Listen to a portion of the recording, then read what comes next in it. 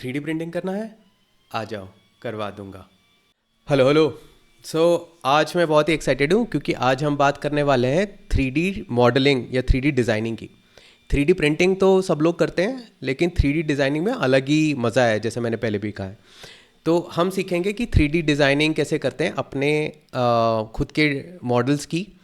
और इसमें तीन इंपॉर्टेंट चीज़ें ये हैं। फर्स्ट ये कि क्लासरूम की तरह बात नहीं करेंगे, बोरिंग की थ्योरी थ्योरी करते रहें। हम करेंगे छोटे छोटे प्रोजेक्ट्स हर एपिसोड में, ताकि आप उससे बिल्कुल प्रैक्टिकल चीज़ें सीखो। दूसरी ये कि सिर्फ इस वीडियो को देखना नहीं है, आपको जाओ और फ्यूजन 360 डाउनलोड करो और इस वीडियो के साथ साथ उसको फॉलो करो। तीसरी चीज़ ये कि सिर्फ आपको वो चीज़ें नहीं करें जो मैं बताऊंगा इस वीडियो में, उसके अलावा अपनी भी अलग अलग चीज़ें उसमें ट्राई करो, अलग अलग साइजेस लगाओ, अलग अलग सेटिंग्स ट्राई करो, ताकि आप उसे अच्छे से सीख सको। ठीक है? तो इसके बाद यहाँ पे पॉज करो, सबसे पहले फ्यूजन 360 डाउनलोड कर लो और उसके बाद कम बैक।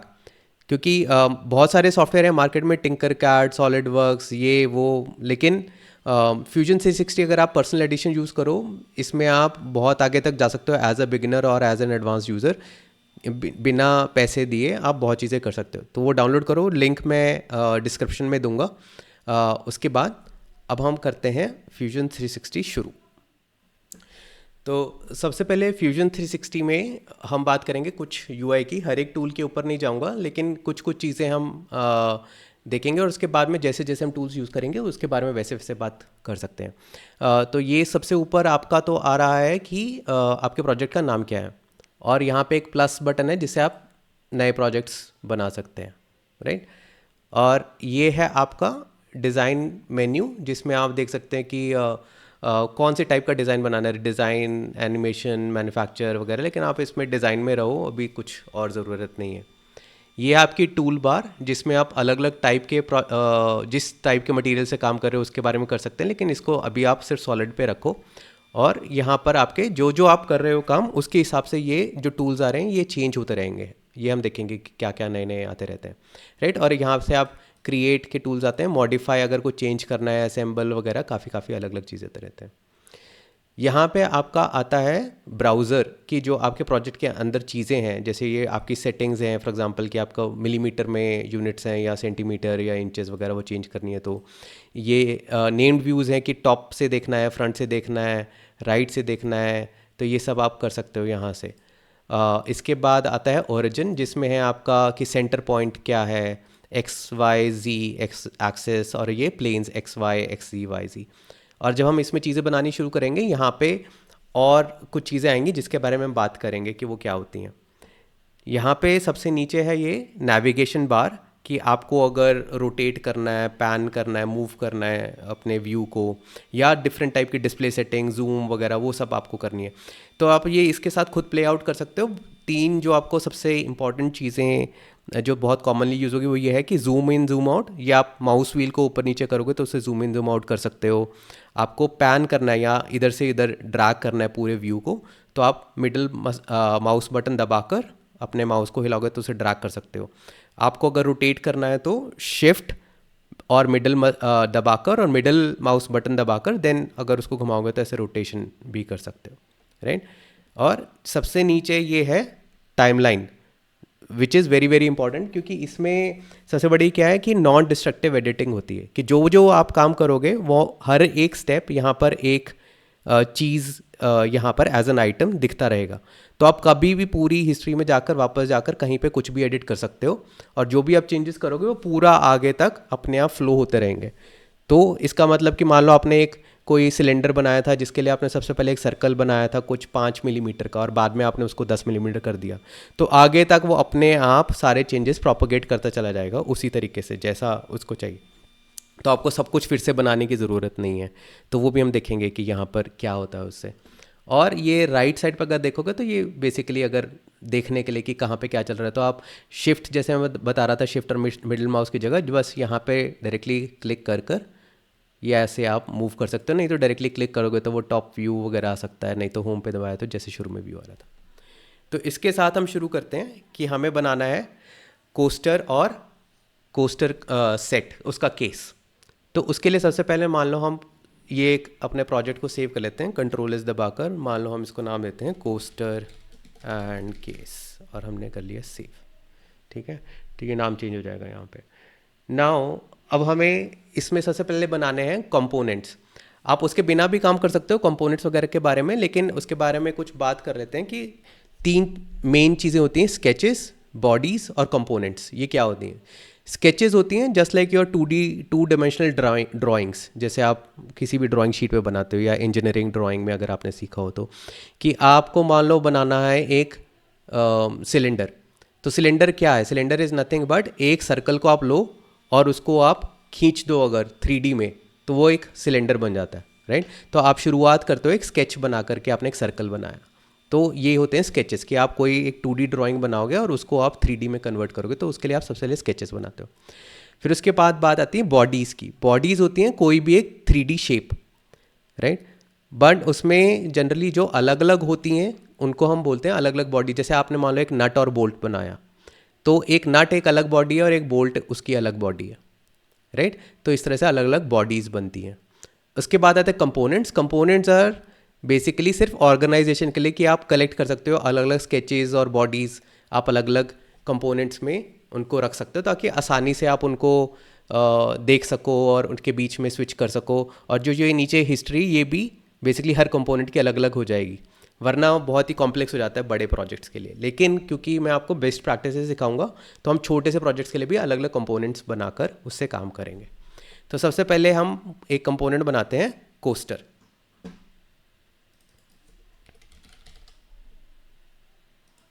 राइट।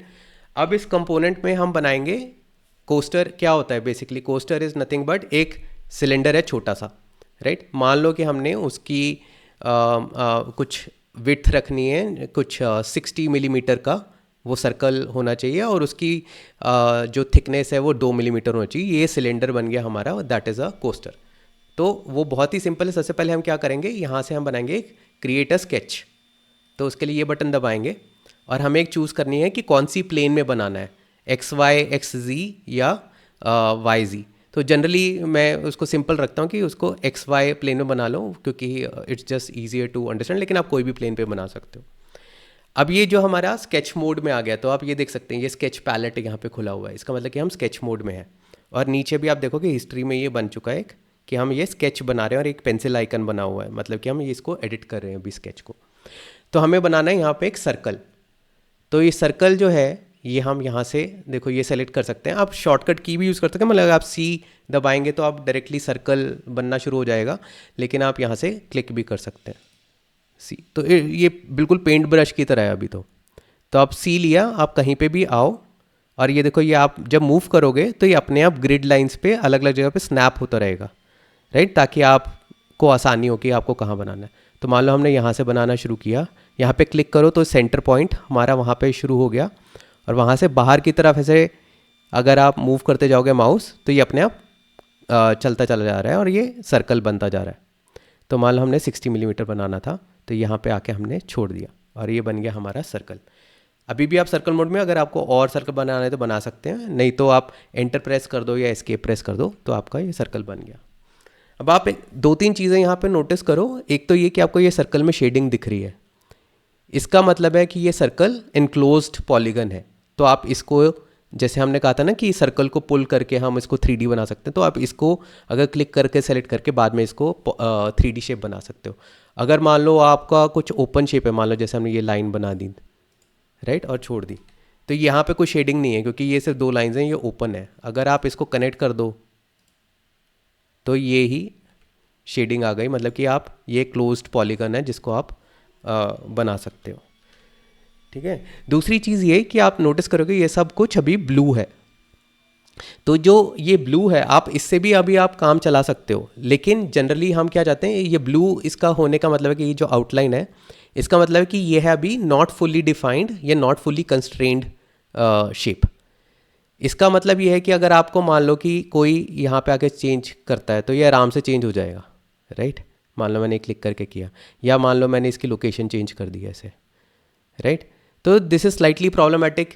यहाँ पे तो बिल्कुल आसान है, यहाँ पे कोई प्रॉब्लम नहीं, लेकिन जब आप बड़ी 3D शेप्स बनाओगे तो उसमें आपका, इसमें और शेप्स जब आप कनेक्ट करोगे तो वो बहुत ही अनप्रिडिक्टेबली चेंज होती रहेंगी। तो आप क्या चाहते हो कि मेरा फुल्ली कंस्ट्रेंड हो, जिसका सबसे बड़ा सिंपल व्यू आपको दिखेगा कि वो ब्लैक हो जाए, ये जो आउटलाइन है व्हाट दिस, तो इससे आपको पता लगेगा कि पूरे कंस्ट्रेंट्स डिफाइंड है और ये चीज़ मेरी एक्सप्लिसिट नीड के बिना चेंज नहीं हो सकता। तो उसके लिए हम क्या करेंगे, सबसे बड़ा सिंपल तरीका है कि हम इसको बनाएंगे डायमेंशनल कंस्ट्रेंट्स। तो उसमें आप डी दबा सकते हो, नहीं तो ये वाला बटन आप स्केच डायमेंशन सेलेक्ट कर सकते हो। उसके बाद यहाँ पे आप क्लिक करो तो यहाँ पे आपका आ जाएगा कि कितने मिलीमीटर इसका डायमीटर है। आप इधर मान लो डाल दिया 60 और एंटर प्रेस कर दिया, तो ये 60 मिलीमीटर का हमारा सर्कल बन गया, राइट।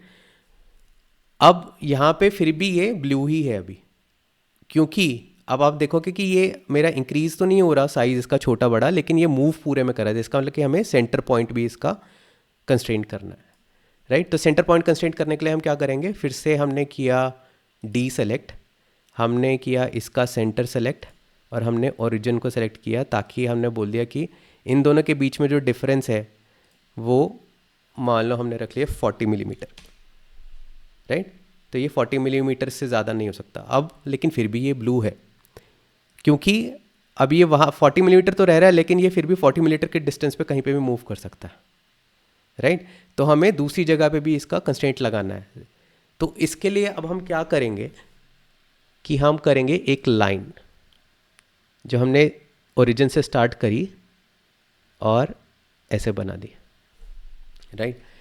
बट ये लाइन हमें स्केच में नहीं चाहिए, राइट, क्योंकि ये सिर्फ हम इसलिए बना रहे हैं ताकि हम इस सर्कल को बोल सकें कि ये कंस्ट्रेंट कैसे हो रहा है। तो हम इसको बना देंगे एक कंस्ट्रक्शन लाइन। तो इस लाइन को सेलेक्ट करो और ये कंस्ट्रक्शन लाइन का यहाँ पे स्केच पैलेट में सेलेक्ट कर दो, तो ये डॉटेड बन जाएगी। मतलब कि ये सिर्फ एक रेफरेंस के लिए लाइन है, ये आपका स्केच का पार्ट वैसे नहीं है, आपके लिए एक्चुअली मॉडल में अपीयर नहीं होगा, राइट।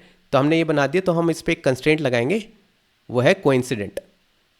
तो कोइंसिडेंट कंस्ट्रेंट क्या है कि हम बोलेंगे कि जो सर्कल का सेंटर है वो इस लाइन के थ्रू जाना चाहिए। तो हमने सर्कल का सेंटर सेलेक्ट किया और फिर लाइन सेलेक्ट करी, तो ये बन गया हमारा कि ये सर्कल हमेशा, ये जो सेंटर है वो इस लाइन के थ्रू ही रहेगा।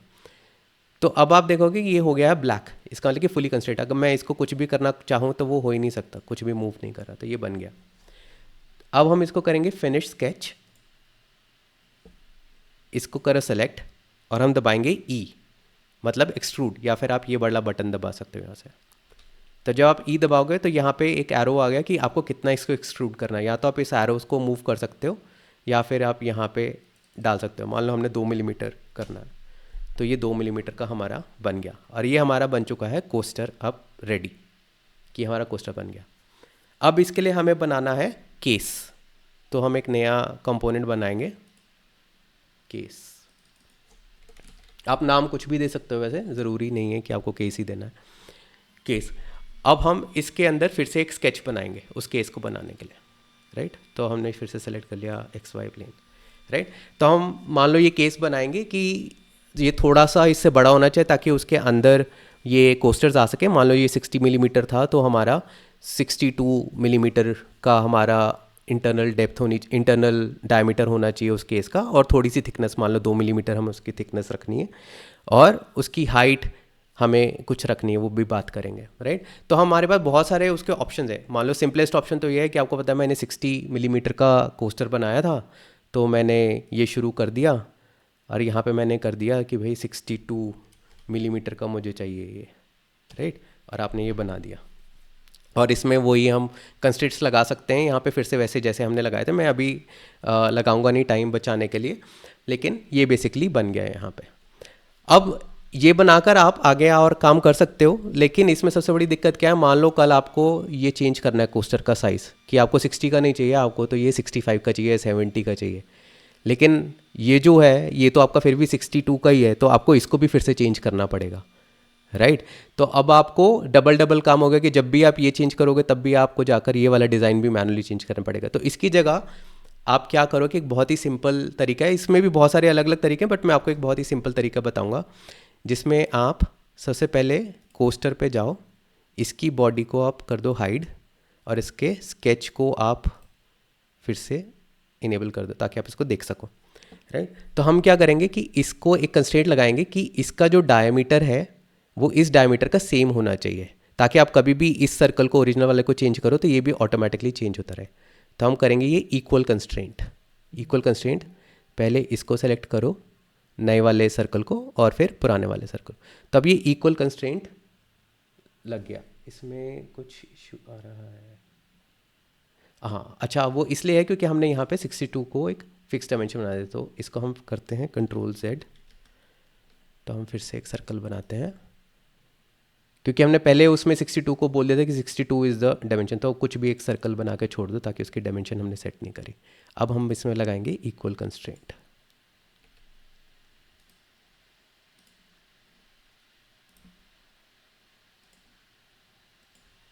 तो ये देखो, ये अपने आप, चाहे वो छोटा था लेकिन मैंने जैसे ही इक्वल कंस्ट्रेंट लगाया वो अपने आप उतना ही हो गया। तो अगर मैं इसको कभी चेंज करता हूँ तो ये अपने आप ही छोटा बड़ा होता रहेगा। अब हमें 60 तो चाहिए नहीं था, ये तो सेम है दोनों, हमें इससे बड़ा चाहिए। तो सबसे पहले मैं इसको बनाता हूँ रेफरेंस। तो इसको हम फिर से सेलेक्ट करेंगे नए वाले को और इसको बना देंगे कंस्ट्रक्शन, जैसे हमने पहले उस लाइन को किया था। तो ये बन गया हमारा रेफरेंस। अब हम इसके ऊपर बनाएंगे एक ऑफसेट, ताकि हमें इससे कितना बड़ा चाहिए, राइट।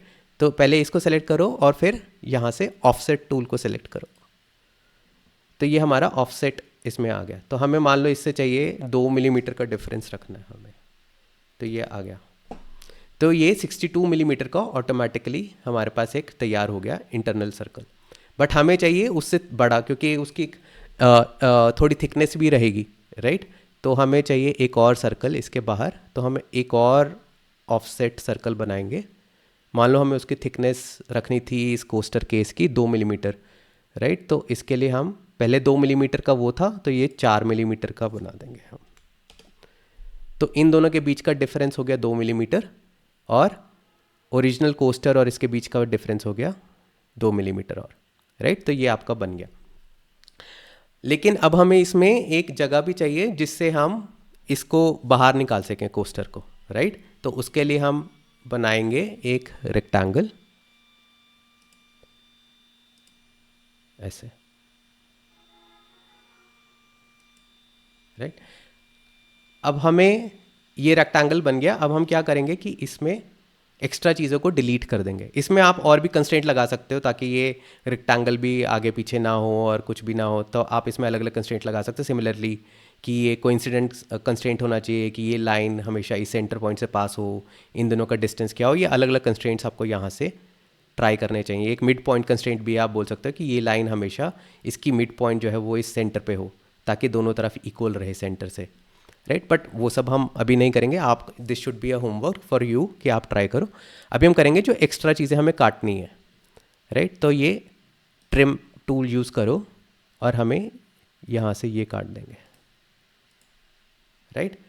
तो ये हमारा बन गया स्केच, जिसको हमें करना है एक्सट्रूड, राइट। तो सबसे पहले अब हम क्या करेंगे कि हमें चाहिए थी इसकी थिकनेस, मान लो 1 मिलीमीटर कर लेते हैं, राइट। जो बेस उसका होगा कोस्टर केस का। तो इस पे दबाओ E, इसको सेलेक्ट करके, और हमने कर दिया 1 मिलीमीटर। आप देखोगे कि वो स्केच गायब हो गया। तो जब भी आप किसी चीज़ को एक्सट्रूड करते हो तो ओरिजिनल स्केच जो है वो गायब हो जाता है। तो आप उसको फिर से जाकर विजिबल बना सकते हो यहाँ से, राइट। अब जिसको जो आउटर बाउंड्री थी केस की वो हमें एक्सट्रूड करनी है। तो आप इसको इस तरह लगा सकते हो कि आपने जो ओरिजिनल कोस्टर था उसको रखी है 2 मिलीमीटर जैसे थिकनेस। तो आपको 5 कोस्टर मान लो रखने हैं इसमें, तो आपका वो हो गया 10 मिलीमीटर। 1 मिलीमीटर आपने इसका बेस रखा था, तो वो हो गया आपका 10 + 1 11। और आपको 1 मिलीमीटर मान लो थोड़ा सा और ऊपर रखना ताकि वहाँ से कोस्टर ना गिरे। तो टोटल हम आप इसको 12 मिलीमीटर एक्सट्रूड कर लेते हैं। आप एक और चीज़ देखोगे यहाँ पे, अगर एक्सट्रूड की ये जो प्रॉपर्टीज़ आ रही हैं यहाँ पे अलग अलग, कि प्रोफाइल प्लेन से स्टार्ट करना है, किस डायरेक्शन में करना है, ये सब आप ट्राई करना। बट मेन चीज़ जो यहाँ पे है वो है ऑपरेशन, कि पहले हमने जब भी हम बना देते तो वहाँ पे ऑपरेशन होता है न्यू बॉडी, क्योंकि वहाँ पे कुछ और नहीं है। तो यहाँ पे इस बार डिफ़ॉल्ट सेलेक्टेड है जॉइन, कि जो पहले हमने बॉडी बनाई थी ये बेस की, उससे हमें जॉइन करना, न्यू बॉडी बनाने की ज़रूरत नहीं, बिकॉज ये सब एक कनेक्टेड ही है, राइट। हम बाकी और नए प्रोजेक्ट्स में ये सारी ऑप्शंस भी एक्सप्लोर कर सकते हैं बार बार, बट आप अपने आप भी ट्राई कर सकते हो।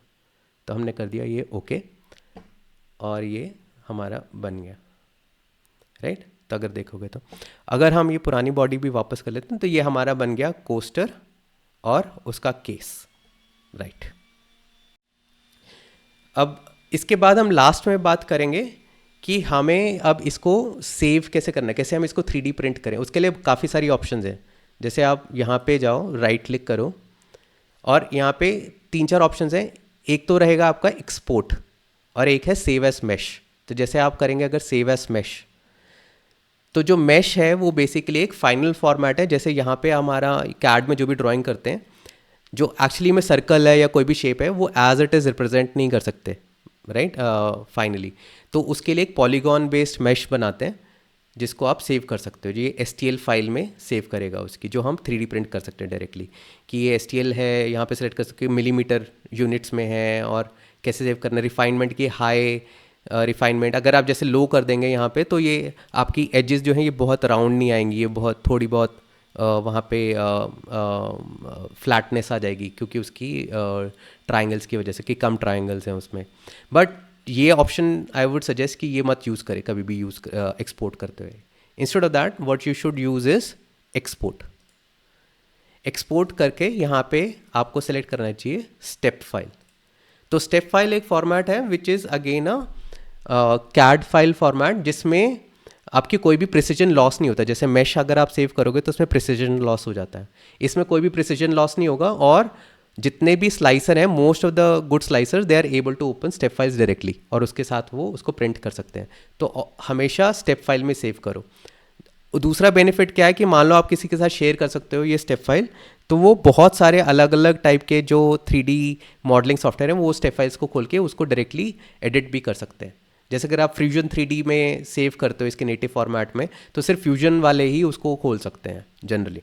लेकिन अगर स्टेप फाइल में सेव करोगे तो और भी बहुत सारे 3D प्रिंट मॉडलिंग वाले सॉफ्टवेयर उसको खोल सकते हैं। तो हमने इसको कर दिया एक्सपोर्ट, राइट। अब हम देखेंगे कि ये कैसा लगता है एक्चुअल स्लाइसर में।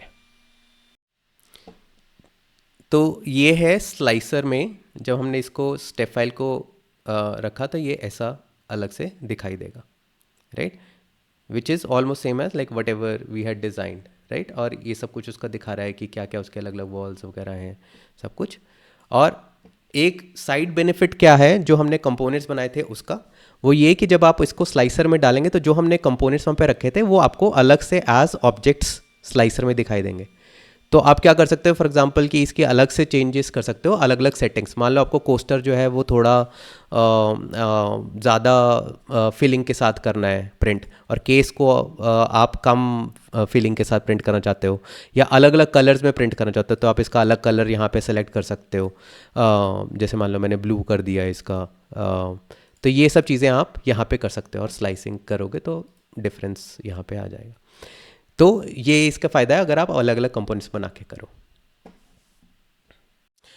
तो ये था हमारा आज का ट्यूटोरियल, एंड हमारा ये है कोस्टर और उसका केस प्रिंटेड, और ये हमारा बन गया। उम्मीद करता हूँ कि आपको काफ़ी चीज़ें समझ आई होंगी। जो नहीं समझ में आई या आपके कोई क्वेश्चंस हैं तो आप कमेंट्स में लिख के बताइए, या मुझे कहीं पे भी आप कांटेक्ट कर सकते हैं, या तो डिस्कॉर्ड पे या फिर ट्विटर पे, and I will try to resolve those questions.